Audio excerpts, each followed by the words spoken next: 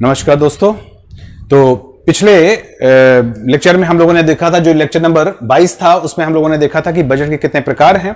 और अब हम लोग बजट नंबर 23 देखेंगे, लेक्चर नंबर 23 देखेंगे। ठीक है, तो मैं हूं वेदांत और सीधे हम आपको घाटे के जो बजट हैं, है ना, बजट के जो घाटे हैं उनके प्रकारों को लेकर चलते हैं। तो जो पहला प्रकार इसमें महत्वपूर्ण है, जो सबसे ज्यादा लोकप्रिय है, सबसे ज्यादा प्रचलन में आता है, वो है राजकोषीय घाटा यानी फिस्कल डेफिसिट। ठीक है, तो फिस्कल डेफिसिट, प्राइमरी डेफिसिट प्राथमिक घाटा ना, रेवेन्यू डेफिसिट राजस्व घाटा, इफेक्टिव रेवेन्यू डेफिसिट प्रभावी राजस्व घाटा, ठीक है, ऑपरेशनल डेफिसिट ना, क्रियात्मक घाटा, संरचनात्मक घाटा स्ट्रक्चरल डेफिसिट ना, मौद्रिक घाटा मॉनेटरी डेफिसिट। इस तरह के डेफिसिट के तमाम प्रकार हैं। इनको हम लोग एक एक करके जानने की कोशिश करते हैं। जैसा कि हमने कहा कि सबसे ज्यादा प्रचलन में कौन सा रहता है, राजकोषीय घाटा। लेकिन उसके पहले हम जो एक सामान्य प्रचलन में शब्दावली रही है, वो रही है क्या, बजट घाटा। ठीक है ना, तो बजट घाटा को पहले समझ लें क्योंकि वो बेस है और उसके बाद ही सारी चीजें खत्म समझेंगे। ये अलग बात है कि बजट घाटे को जो प्रचलन रहा है या जो टर्मिनोलॉजी रही है वो 1997 के बाद समाप्त कर दी गई। ठीक है, या कह सकते हैं 1997 का जो बजट लाया गया उसके साथ समाप्त कर दिया गया। अब यहां पे देखना है कि बजट घाटा का मतलब क्या होता था। इसका मतलब होता था कि जो भी हमारे पास राजस्व या पूंजीगत आय आई है ना, यानी जो भी रेवेन्यू और कैपिटल इनकम थी, यानी हम कह सकते हैं उसको कुल आय माइनस कुल व्यय। कैसा व्यय, पहले आपको बता चुके हैं, जो भी विकासात्मक, गैर विकासात्मक या उसके पहले जो योजनागत, गैर योजनागत के नाम से होता था, या अब जो बजट में आता है राजस्व व्यय और पूंजीगत व्यय, रेवेन्यू एक्सपेंडिचर और कैपिटल एक्सपेंडिचर, इसको कहते हैं कुल व्यय, है ना। और रेवेन्यू इनकम और कैपिटल इनकम इसको कहते हैं कुल आय। इन दोनों के बीच में जो अंतर होता था, इसी को कहा जाता था बजट घाटा। यह संकल्पना 1997 के बाद से समाप्त कर दी गई। 1991 से एक नई संकल्पना डॉक्टर मनमोहन सिंह ने शुरू की थी एज ए फाइनेंस मिनिस्टर, वो थी राजकोषीय घाटा, है ना। यहां पर आपको ध्यान रखना है कि राजकोषीय घाटा को लेकर के पहले भी एक कमेटी बनी थी 1985 में, सुखमय चक्रवर्ती कमेटी। उस कमेटी ने रिकमेंडेशन किया था कि वास्तव में बजट घाटे से ना, जो पहले प्रचलन में था, बजट घाटे से जो सरकार के आय व्यय में ऋण की हिस्सेदारी होती है, उसका सही जो दृश्य है ना, उसका जो सीन है, वो कायदे से दिखता नहीं है, वो प्रदर्शित नहीं होता है ना। क्योंकि हमको ये मालूम होना चाहिए ना, जनता को भी मालूम होना चाहिए, सरकार को भी मालूम होना चाहिए कि वास्तव में जो भी हम खर्च कर रहे हैं उसमें कितना हिस्सा हमारा है, यानी कितना हमारी कमाई का हिस्सा है और कितना हिस्सा उसमें ऋण का है ना। क्योंकि इस तरह का मुगालते नहीं पाल लेने चाहिए कि जो ऋण है, जिसकी देनदारी हमारी बनती है, पता चला कि उसको भी हम अपनी इनकम मान के बैठ जाए ना। ऐसी स्थिति में हमेशा क्या हो जाता है कि एक कोई भी व्यक्ति हो चाहे सरकार हो, वो जो डेट ट्रैप होता है, ऋण चक्र होता है, ऋण जाल होता है, उसमें फंस जाता है, जहां ऋण को उतारने के लिए भी ऋण लेना पड़ता है। ठीक है ना। तो इसीलिए इस चीज को रखा था सुखमय चक्रवर्ती ने कि हमको एक ऐसा घाटा सोचना चाहिए, एक ऐसा तरीका निकालना चाहिए जिससे कि जो ऋण की हिस्सेदारी है हमारी इकोनॉमी में, है ना, या हमारे खर्चों में, उसके बारे में सही ढंग से पता चले। इसी को मनमोहन सिंह ने फिस्कल डेफिसिट के नाम से, राजकोषीय घाटे के नाम से 1991 से शुरू किया। इसमें क्या होता है, इसमें देखिए ध्यान से कि जितनी भी इनकम है, वो सारी इनकम, वो इनकम कहां से आ रही है, ये इनकम आ रही है रेवेन्यू से और कैपिटल इनकम से। इस पूरी इनकम में से जितना भी ऋण का हिस्सा होता है, ध्यान रखिएगा, ऋण का हिस्सा कौन सा, चाहे वो हमने घरेलू लेवल पर लिया हो, यानी सरकार ने घरेलू लेवल पर कोई बॉन्ड बेच करके, सिक्योरिटी बेच करके लिया हो, है ना, या आरबीआई से कर्जे के रूप में लिया हो, या फिर विदेशों से जो विदेशी बैंक हैं, आईएमएफ है, वर्ल्ड बैंक है, या एशियन डेवलपमेंट बैंक हैं, या जो दूसरी विदेशी सरकारें हैं, इनसे, या पहले एक इंडिया एड कंसोर्टियम था, उससे कहीं से भी, तो कोई भी देशी या विदेशी ऋण जितना भी हमने लिया हुआ है, गवर्नमेंट ने लिया हुआ है, इस ऋण को घटा दें तो जितनी इनकम बचती है। ठीक है ना। यहां पर फिर से एक बार याद कर लीजिएगा, ये कॉम्प्लिकेटेड नहीं है, बहुत सरल है, ध्यान से समझ लीजिए कि ध्यान रखिए कि जितना भी ऋण था, इसको हम किस में रखते थे, इसको हम पूंजीगत आय में रखते थे ना। ठीक है, अब हमने यहां पर क्या किया है कि जितनी भी टोटल इनकम है, यानी जितनी भी कैपिटल रेवेन्यू इनकम है, एज वेल एज जो कैपिटल इनकम है उसमें से ऋण का हिस्सा घटा देते हैं। ठीक है, और जब ऋण का हिस्सा घटा देते हैं तो जो इनकम बचती है उस इनकम से जब हम टोटल एक्सपेंडिचर को घटाते हैं तो जाकर के जो निकलता है वो राजकोषीय घाटा होता है। इसको थोड़ा सा और भी हम स्पष्ट कर दें तो शायद क्लियर हो जाए। यहां जो कुल इनकम है इसमें जो राजस्व व्यय है ये तो पूरा का पूरा लिया गया है ना, जो राजस्व इनकम है ये तो पूरी पूरी ली गई है। अब इसके बाद हम कौन सी इनकम लेते थे? टोटल इनकम में हम रेवेन्यू इनकम के साथ कौन सी इनकम लेते थे? जो कैपिटल इनकम है, पूंजीगत आय है, ये लेते थे। समझ में आ गई बात ये, है ना? तो कुल आय में इन दोनों को लेते थे। अब ध्यान से एक बार फिर से अपने दिमाग में रिवाइज करिए कि कैपिटल इनकम में क्या क्या होता था। कैपिटल इनकम में जितना भी हमने देश विदेश से ऋण लिया है ये होता था। ठीक है, इसके अलावा जितना भी भारत सरकार ने किसी को ऋण दिया है उससे जो वापस की गई किस्तें हैं ये शामिल होती थी, इंस्टॉलमेंट आती थी वो थी इसमें। इसके साथ साथ इसमें और क्या होता था? इसमें जो आपका प्रोविडेंट फंड वगैरह है ना, पीएफ वगैरह है, इसका पैसा भी इसमें शामिल किया जाता था। ठीक है, इसी तरह से जो छोटी बचत योजनाएं डाकघर वगैरह के लोग चलाते हैं, है ना, इनको भी हम शामिल करते थे। तो जो अल्प बचत योजनाएं हैं इनको शामिल करते थे। ठीक है, और शामिल करते थे हम विनिवेश को। ठीक है ना, डिसइन्वेस्टमेंट से जो पैसा आया ये सब हम शामिल करते थे। याद आ रहा है आपको कैपिटल इनकम में? अब यहां पर आपको ध्यान रखना है कि इसमें हम इसको, विनिवेश को, अल्प बचत को, जितनी भी इंस्टॉलमेंट आई है इसको, पीएफ को, सबको शामिल करेंगे। केवल जो देशी विदेशी ऋण है इसको शामिल नहीं करेंगे। तो इसका मतलब हुआ कि कैपिटल इनकम में जितने हिट्स आते हैं वो सबको लेंगे, लेकिन जो देशी विदेशी ऋण है इसको नहीं लेंगे, इसको घटा देंगे। तो इसका मतलब हुआ कि सारे जितने भी हमारे पास फॉरेन या डोमेस्टिक डेट्स हैं, है ना, उनको माइनस करते हुए जितनी पूंजीगत आय है और जितनी राजस्व आय है इनको हम जोड़ लेंगे। इसी को यहां पर कहा गया है कुल इनकम माइनस ऋण। ठीक है, तो कुल इनकम यानी राजस्व आय और पूंजीगत आय, कैपिटल इनकम और रेवेन्यू इनकम। लेकिन इसमें से जो कैपिटल इनकम है इसमें से कैपिटल इनकम के जितने हेड्स हैं सब ले लेंगे, लेकिन जो ऋण वाला हेड है, जो हमने कर्जे लिए हैं, वो नहीं लेंगे।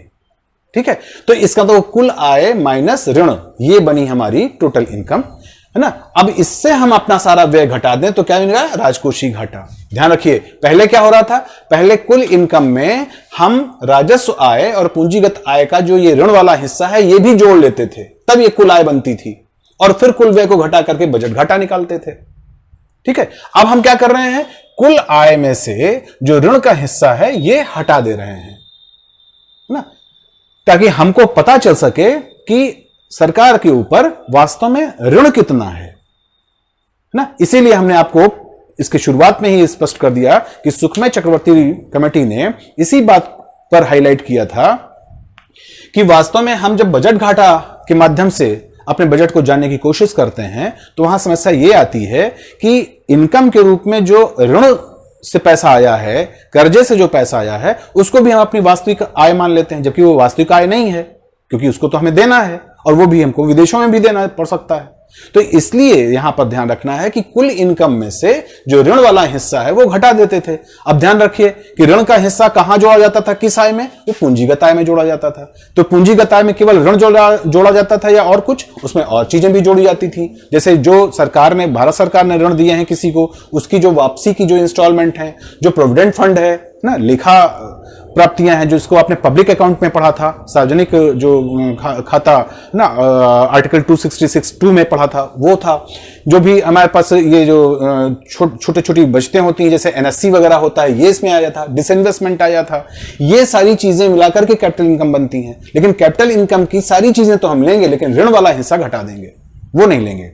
तो कैपिटल इनकम में से ऋण को घटा करके राजस्व आय के साथ मिलाकर जितनी आय बनेगी ये कुल आय होगी। जबकि बजटरी इनकम में क्या होता था? बजटरी इनकम में हम ऋण वाले को भी शामिल कर लेते थे, लेकिन इसमें ऋण वाले को शामिल नहीं करेंगे। और जो कुल व्यय है, टोटल एक्सपेंडिचर है, कौन सा व्यय? राजस्व व्यय और पूंजीगत व्यय ना। ये जिसको पहले योजनागत और गैर योजनागत कहते थे, या आज जिसको हम विकासात्मक और गैर विकासात्मक कहते हैं, इस व्यय को हम घटा देंगे। तो देखिए, कुल व्यय एकदम एक ही जैसा है, बजट घटे और राजकोषीय घाटे में।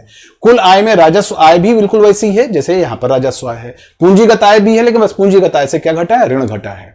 इसलिए राजकोषीय घाटे से हमको यह पता चल जाता है कि वास्तविक घाटा कितना हुआ है और कितना पैसा हमारा ऋण का देना बाकी है। तो हमको वास्तविक इनकम के आधार पर अपना घाटा सही ढंग से पता चल जाता है। अब ध्यान रखना है आपको कि ये जो घाटा हुआ, इस घाटे में से हम आरबीआई से कर्जा लेकर के कितना पूरा कर रहे हैं, ठीक है ना। आरबीआई से कर्ज लेकर के हम कितना पूरा कर रहे हैं, जिसको हम कह सकते हैं कि हम नोट छाप कर कितना पूरा कर रहे हैं, इसी को कहा जाता है मौद्रिक घाटा, ठीक है ना। तो मौद्रिक घाटा, ये जो मॉनेटरी डेफिसिट है, वो फिस्कल डेफिसिट का वो हिस्सा है जिसको कि सीधे सीधे शब्दों में समझिए नोट छाप करके पूरा किया जाता है, वो बन गया आपका मौद्रिक घाटा, ठीक है, मॉनेटरी डेफिसिट।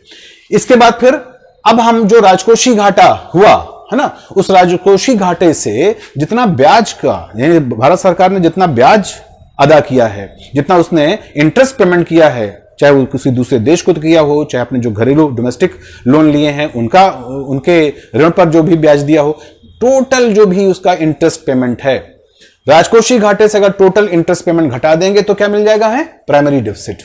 यह संकल्पना भी मनमोहन सिंह ने शुरू की थी 1993-4 में, ठीक है। तो 91 में उन्होंने फिस्कल डेफिसिट और 93-94 में उन्होंने जो प्राइमरी डेफिसिट है, इसकी संकल्पना या इसका विचार उन्होंने लागू किया था। तो ध्यान रखिएगा कि राजकोषीय घाटे में क्या होगा, जो ब्याज भुगतान है सरकार के द्वारा, जितना भी इंटरेस्ट पेमेंट किया गया है, इसको घटा देंगे राजकोषीय घाटे से, तो मिल जाएगा हमें प्राथमिक घाटा, ठीक है। फिर जैसा आपको हमने बताया था कि बजट घाटे की जो संकल्पना है, बजट घाटे का जो विचार है, वो 1997 में समाप्त कर दिया गया। जब 1997 में समाप्त किया तो यहां पर एक नया शब्द सामने शुरू हुआ। वो क्या था शब्द? वो शब्द था राजस्व घाटा, रेवेन्यू डेफिसिट। अब यहां पे ध्यान रखना है कि रेवेन्यू डेफिसिट की शुरुआत कब हुई? 1997-98 में। इसमें क्या होता है? इसमें यह होता है कि जितनी भी रेवेन्यू इनकम हुई है, ध्यान रखें ना, जितनी रेवेन्यू इनकम हुई है, इसमें से जितना भी नॉन डेवलपमेंटल एक्सपेंडिचर है, इसको घटा देते हैं, गैर विकासात्मक व्यय घटा देते हैं। पिछले वीडियो में हमने आपको क्लियर किया था, फिर से यहां बता दें कि गैर विकासात्मक व्यय में क्या क्या आता है? जो प्रशासनिक व्यय है, जो एड दिया गया है, अनुदान दिया गया है, जो सब्सिडी है, जो ब्याज भुगतान सरकार ने किया है, इन सबको गैर विकासात्मक व्यय कहते हैं। तो रेवेन्यू इनकम में, अब यहां पर देखिए कैपिटल इनकम की बात नहीं हो रही, केवल रेवेन्यू इनकम की बात हो रही है। रेवेन्यू इनकम से अगर नॉन डेवलपमेंटल व्यय या जो सब्सिडी, अनुदान, ब्याज और प्रशासनिक व्यय है, इसको घटा देते हैं, तो जो बनता है वो क्या बनता है? रेवेन्यू डेफिसिट, ठीक है ना। अब यहां पर यह ध्यान रखना है कि रेवेन्यू डेफिसिट में से अगर हम जो राज्यों को अनुदान दिया गया है, कैसा अनुदान? विकासात्मक कामों के लिए, ध्यान रखिएगा, विकासात्मक कामों के लिए अनुदान के लिए हमने क्या शब्द यूज किया था पिछली बार हमने इसके लिए यूज किया था कैपिटल एक्सपेंडिचर। जो हमने कहा था कि सामान्य सेवाओं में, आर्थिक सेवाओं में, सामुदायिक या सामाजिक सेवाओं में जो पैसे खर्च करते हैं, ये सब विकासात्मक अनुदान होते हैं। तो जितना भी विकासात्मक अनुदान केंद्र सरकार ने राज्यों को दिया गया है, अगर हम राजस्व घाटे में उसको भी घटा दें तो हमको क्या मिल जाता है? तो हमें इफेक्टिव रेवेन्यू डेफिसिट मिल जाता है, प्रभावी राजस्व घाटा मिल जाता है, ठीक है। इस विचार को 2011-12 के बजट से शुरू किया गया था, ठीक है। तो इसका मतलब होगा कि प्रभावी राजस्व घाटा वास्तव में हमको यह बताने की कोशिश करता है कि जो हमारी रियल इनकम है, राजस्व से प्राप्त जो हमारी इनकम है, इसमें से हमने राज्यों को विकास करने के लिए कितना पैसा दिया है ना। गैर विकासात्मक वाला तो पहले कट गया राजस्व घाटे में, अब जो विकासात्मक वाला अनुदान है, इसको भी इसमें घटा लेंगे, तो ये को मिल जाएगा इफेक्टिव रेवेन्यू डेफिसिट, ठीक है। तो इन दोनों का अंतर भी क्लियर हो जाना चाहिए, राजस्व घाटा, प्रभावी राजस्व घाटा, revenue deficit, effective revenue deficit. राजस्व घाटा या रेवेन्यू डेफिसिट का मतलब है रेवेन्यू डेफिसिट में जितनी भी रेवेन्यू की इनकम है, उसमें से नॉन डेवलपमेंटल एक्सपेंडिचर को जब घटाया, फिर जितना भी हमारे पास राजस्व घाटा आया, उस राजस्व घाटे से भी जब हमने डेवलपमेंटल एड को घटा दिया, तब हमारे पास इफेक्टिव रेवेन्यू डेफिसिट निकल आया। इसके अलावा दो और घाटे हैं, क्रियात्मक घाटा और संरचनात्मक घाटा, ठीक है। तो ऑपरेशनल डेफिसिट उसे कहा जाता है कि जो आपका राजकोषीय या फिस्कल डेफिसिट हुआ है, उसके साथ जो इन्फ्लेशन है ना, उस इन्फ्लेशन का क्या इस पर इफेक्ट आया है। क्योंकि इन्फ्लेशन से आप जानते हैं कि जो मुद्रा की वैल्यू होती है वो कम हो जाती है, क्योंकि बाजार की कीमतें बढ़ जाती हैं, तो स्वाभाविक है कि जो रुपए का मूल्य है वो गिरता है। तो उस तरह से जब हम इन्फ्लेशन को एडजस्ट करते हुए अपना फिस्कल डेफिसिट देखते हैं, है ना। मुद्रास्फीति समायोजन के साथ जब हम फिस्कल डेफिसिट को जानने की कोशिश करते हैं तो उसको कहते हैं ऑपरेशनल डेफिसिट या क्रियात्मक घाटा।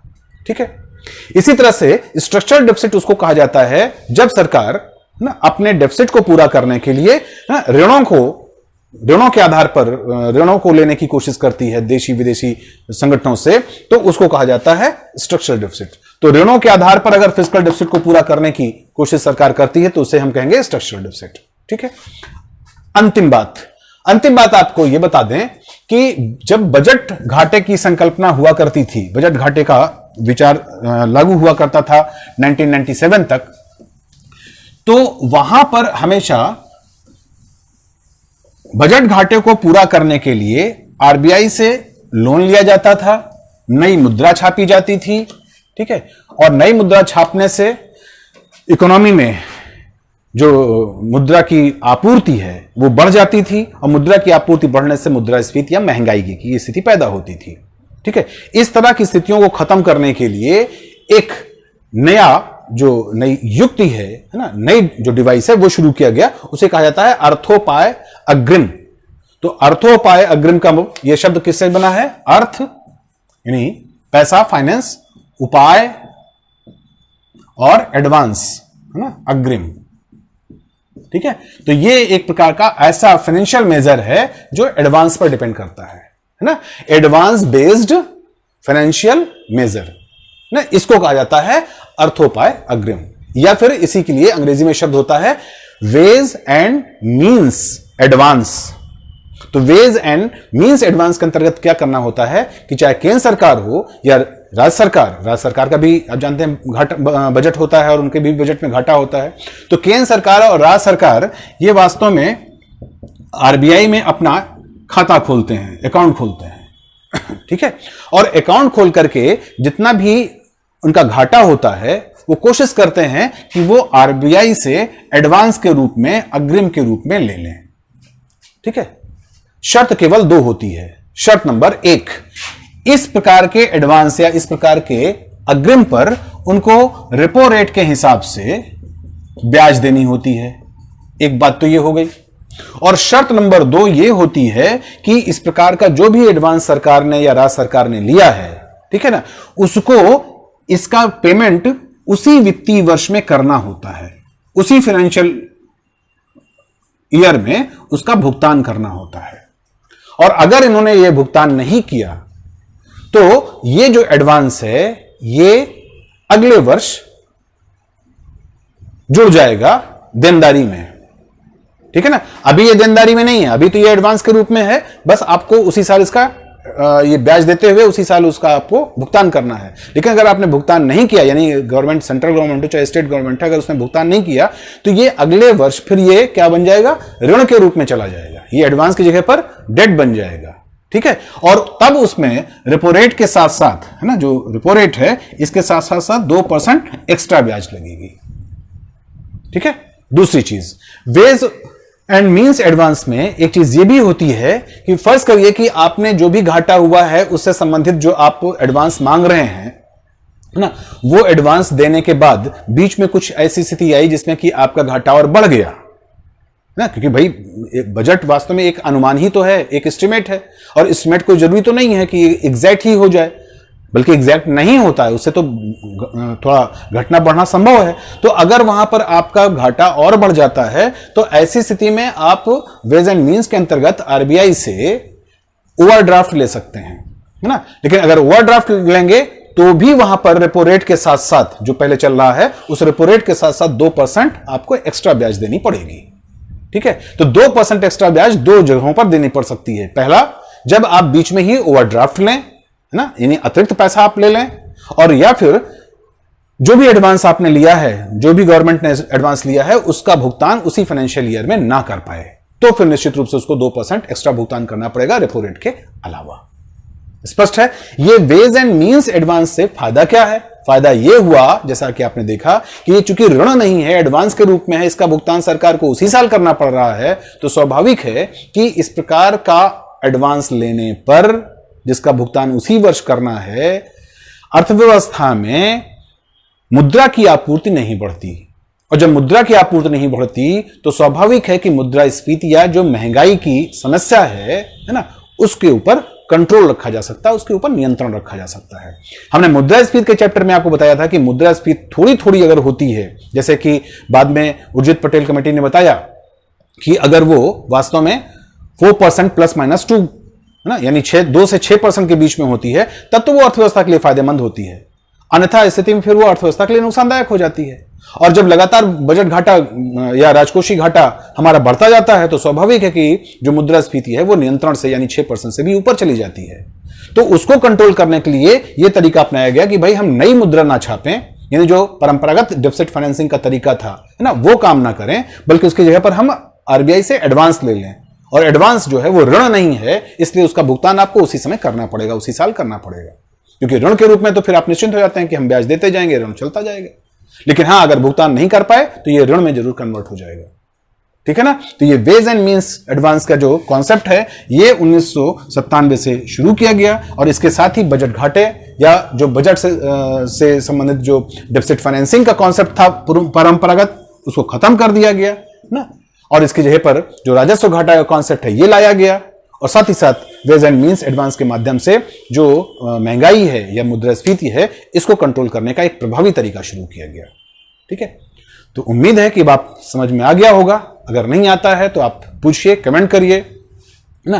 कोई भी अगर कॉन्सेप्ट आपको नहीं समझ में आता है तो लेक्चर को आप लाइक करने या फिर शेयर करने से पहले एक बार जरूर हमसे संपर्क करिए, क्योंकि आपको समझाना हमारा प्राथमिक उद्देश्य है ना।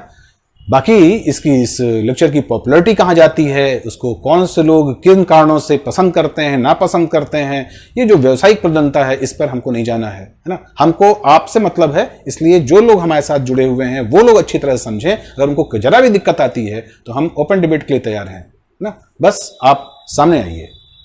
Thank you.